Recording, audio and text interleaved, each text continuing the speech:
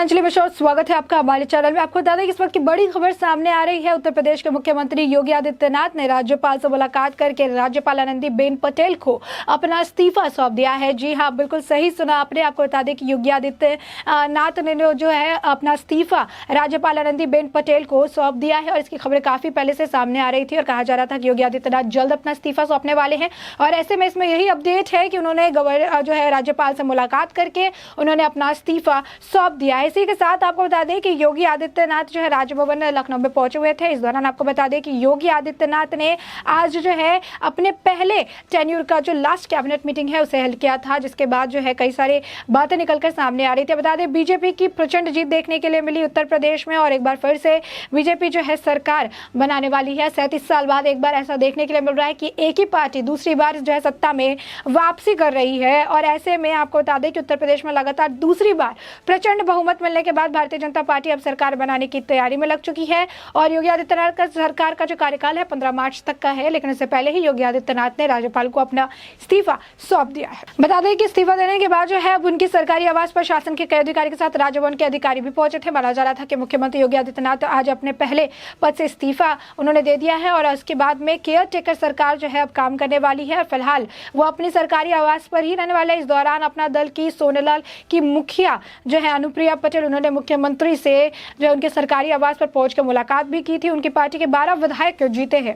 CM Yogi Adityanath का उत्तर प्रदेश भाजपा संगठन के नेताओं के साथ नई दिल्ली जाने का कार्यक्रम भी है और जहां पर भाजपा के शीर्ष नेतृत्व में 7 बैठक होगी। इस बैठक में उत्तर प्रदेश सरकार के गठन के साथ ही मंत्रिमंडल पर भी चर्चा थी और मुख्यमंत्री योगी आदित्यनाथ ने नई दिल्ली से लौटने के बाद लखनऊ में भाजपा विधायक दल की बैठक भी की। इस बैठक में विधायक दल के नेता चुने जो है जाएंगे। इस नेता के मुख्यमंत्री पद की शपथ लेगा। मुख्यमंत्री के साथ अन्य मंत्री भी शपथ लेंगे। इसके बाद उत्तर प्रदेश में नई सरकार का जो काम है वो प्रारंभ हो जाएगा। तो साफ तौर पर ये जो है बड़ी अपडेट देखने के लिए मिली है। उत्तर प्रदेश में बीजेपी की जीत, यानी कहिए कि 5 में से 4 राज्यों में बीजेपी की प्रचंड जीत देखने के लिए मिली है। वैसे में एक बार उत्तर प्रदेश में सरकार बनने जा रही है। बता दें कि योगी आदित्यनाथ ने वहां पर राज्यपाल आनंदीबेन पटेल से मुलाकात की और उन्हें अपना इस्तीफा सौंप दिया है। तो ये बड़ी अपडेट जो है देखने के लिए मिली है। और इससे भी आपको बता दें कि राजभवन जो पहुंचे हुए थे लखनऊ में, उनका जो पहला जो टेन्यूर था, पहला कार्यकाल था, वो अब समाप्त हो रहा है। उसी साथ उन्होंने एक पहले कार्यकाल का जो आखिरी कैबिनेट मीटिंग है उससे भी हल किया था। अब ऐसे में इस्तीफा उन्होंने दे दिया।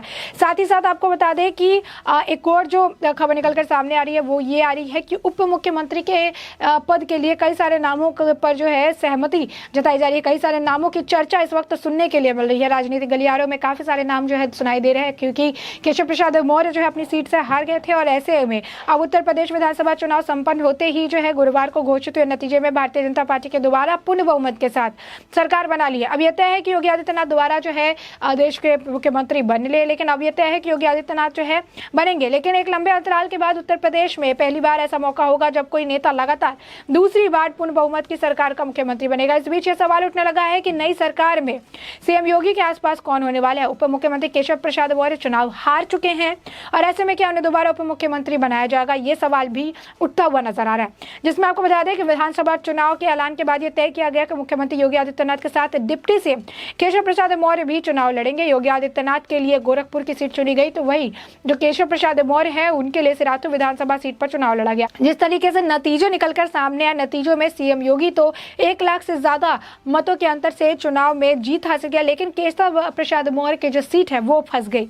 अपना दल कामराबादी की पल्लवी पटेल ने केशव मौर्य को 7,000 वोटों के अंतर से चुनाव हरा दिया था और ऐसे में माना जा रहा है कि उप मुख्यमंत्री पद से केशव प्रसाद मौर्य की दावेदारी थोड़ी कमजोर हो गई है। देखना यह होगा कि नई योगी सरकार में केशव प्रसाद मौर्य को ओहदा दिया जाता है कि नहीं। इसके साथ ही आपको बता दें कि सवाल यह भी है कि अफसर से नेता बने जो अरविंद शर्मा है उनका क्या होगा, क्योंकि अरविंद शर्मा को भी भारतीय जनता पार्टी ने विधान परिषद भेजा था। तब से ऐसी चर्चा थी कि उन्हें उप मुख्यमंत्री बनाया जा सकता है। तो ऐसे में यह भी हो सकता है कि नई सरकार में अरविंद शर्मा को केशव मौर्य की जगह दी जाए। हालांकि इसे लेकर अभी किस तरीके की आधिकारिक घोषणा नहीं की गई है। भाजपा की ओर से भी इस मामले पर कोई बयान नहीं आया, स्पष्ट नहीं किया गया है केशव प्रसाद मौर्य दोबारा डिप्टी सीएम बनेंगे या नहीं। इस बात को लेकर भी अभी किसी तरीके के बयान अब तक नहीं आए हैं, लेकिन ये अटकलें हैं जो लगातार चलती हुई नजर आ रही है। योगी आदित्यनाथ ने भी इस्तीफा दे दिया और ऐसे में आपको बता दें कि अब जो केशव प्रसाद मौर्य है वो अपनी सीट से हार गए, सिराथू सीट से। अब ऐसे कह जाए कि योगी आदित्यनाथ ने जहां पर जीत हासिल की वहां पर जो उप मुख्यमंत्री है केशव प्रसाद मौर्य को हार मिली, तो ये हार की वजह से उनकी जो सीट है वो कमजोर हो चुकी है। और वही अगर बताए सूत्रों की माने तो उप मुख्यमंत्री के लिए 2 नाम चर्चा में इस वक्त चल रहे हैं। पहला बीजेपी के प्रदेश अध्यक्ष स्वतंत्र देव सिंह का है और वही दूसरा नाम पूर्व राज्यपाल जो है बेबी रानी मौर्य का है। बेबी रानी मौर्य ने भी जो है बड़ी जीत हासिल की है। बताया जा रहा है कि स्वतंत्र देव सिंह को डिप्टी सीएम बनाकर उप मुख्यमंत्री जो है दिनेश शर्मा को प्रदेश अध्यक्ष की जिम्मेदारी दी जा सकती है। साल 2024 के लोकसभा चुनाव को ध्यान रखते हुए बीजेपी जातीय समीकरण के साधने की कोशिश करी, ऐसा कहा जा रहा है। विधानसभा चुनाव में बीजेपी ने ब्राह्मणों के नाराज होने की भी चर्चा काफी ज्यादा तेज थी। विधानसभा चुनाव में बीजेपी से ब्राह्मण के नाराज होने की चर्चा थी और ऐसे में दिनेश शर्मा को पार्टी में का प्रदेश अध्यक्ष बनाकर लोकसभा चुनाव के लिए ब्राह्मणों को साधने की भी कोशिश की जा सकती है। आपको बता दें इसे लेकर लगातार जो है मंथन चल रहा है। लगातार इसे लेकर जो है इस वक्त जो है सवाल खड़े हो रहे हैं कि आखिर क्या हो सकता है और ये सारी चीजें जो है एक बार आने वाले वक्त के साथ ही स्पष्ट हो पाएगी कि किस तरीके से पार्टी आगे जो है इस नेतृत्व के साथ ले जाने की बात कह रही है और आगे कौन कौन से लोगों को कौन से पद में जो है इन्हें स्थापित किया जाएगा, कौन से पद किसे दिया जाएगा, कौन सा पदभार कौन संभालेगा, किसके दायरे में कौन से काम आएंगे, ये आने वाले वक्त के साथ जब नई सरकार बनेगी ये उसके बाद ही ये पता चलेगा। फिलहाल के लिए जो आपको बता दें कि अटकलें हैं, कई सारे नाम हैं। स्वतंत्र देव का नाम निकल कर सामने आया है। केशव प्रसाद मौर्य हार गए हैं तो उनकी दावेदारी थोड़ी सी जो है कम हो गई है, उप मुख्यमंत्री सीट के लिए कमजोर हो गई है। लेकिन इस पे कुछ भी जो है एक परफेक्ट आपको बता दें कि विश्लेषण अभी तो नहीं किया जा सकता है क्योंकि अभी किसी तरीके की आधिकारिक घोषणा अब तक नहीं की गई है। तो हो सकता है कि केशव प्रसाद मौर्य वापस से लौटे, लेकिन इसके अलावा 2 नाम अरविंद शर्मा और स्वतंत्र देव बेबी रानी मौर्य जो है उनका नाम चल रहा है। और ऐसे में स्वतंत्र देव को अगर बनाया जाता है उप मुख्यमंत्री तो यहाँ पर उनके प्लेस को लेने के लिए जो नाम सामने आ रहा है वो अरविंद शर्मा का नाम आ रहा है। ऐसे में अगर सरकार बनती है तो काफी ज्यादा जो है उलटफेर देखने के लिए मिल सकता है। लेकिन फिलहाल के लिए अभी जो ये अपडेट है वो यही है कि उत्तर प्रदेश के मुख्यमंत्री योगी आदित्यनाथ ने लखनऊ में कैबिनेट बैठक की जो है अध्यक्षता की थी और साथ ही साथ जो है उन्होंने अब राज्यपाल से उन्होंने मुलाकात की और आनंदीबेन पटेल को अपना इस्तीफा उन्होंने सौंप दिया है। 15 मार्च तक उनका कार्यकाल था। 15 मार्च तो उनको पहला जो कार्यकाल है वो समाप्त होने वाला था और अब जो दूसरी पारी जो है दूसरी बार जो सरकार बनने वाली है बीजेपी की दूसरी पारी की शुरुआत होने वाली है।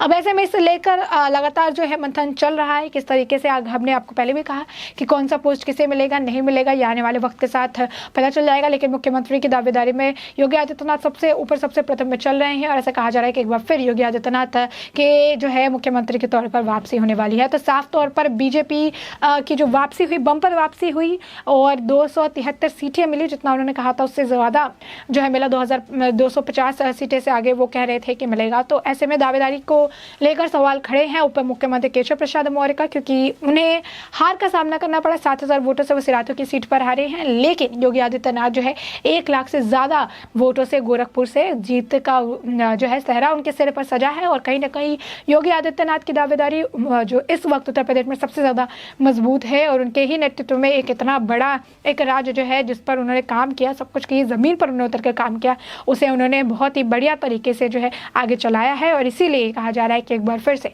योगी आदित्यनाथ जो है मुख्यमंत्री बनेंगे। ऐसे में आपको बता दें कि राज्यपाल आनंदीबेन पटेल को सीएम योगी आदित्यनाथ ने जो है इस्तीफा सौंप दिया है। वही केशव प्रसाद मौर्य की सीट फंस जाने की वजह से अब उन्हें भी लेकर अटकलें तेज है कि नया उप मुख्यमंत्री कौन होगा। 2 नाम हमने आपको बताया बेबी रानी मौर्य और स्वतंत्र देव का नाम चल रहा है। अगर स्वतंत्र देव को बनाया जाता है तो उनके जगह पर जो है उनके पदभार को संभालने के लिए एक और व्यक्ति हैं उनका भी नाम हमने आपको सामने साझा किया है। तो साफ तौर पर इस वक्त जो है नई सरकार नए लोगों के साथ या फिर वही जो पुराने लोग हैं उनके साथ ही जो है चीज़ों में बदलाव किया जाएगा, पदों में बदलाव किया जाएगा। क्या कुछ देखने के लिए मिलेगा ये आने वाले वक्त के साथ स्पष्ट हो जाएगा।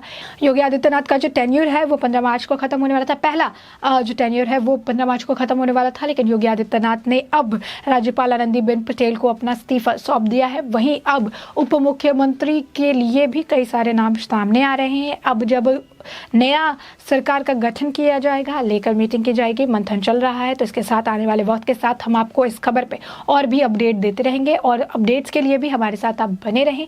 और इन मुद्दों पर योगी आदित्यनाथ के इस्तीफे, बीजेपी की सत्ता में वापसी और केशव प्रसाद यानी उप मुख्यमंत्री के पद पर आपको क्या लगता है कि क्या केशव प्रसाद मौर्य की वापसी होगी या नहीं, हमें कमेंट सेक्शन में कमेंट करके ज़रूर बताएं।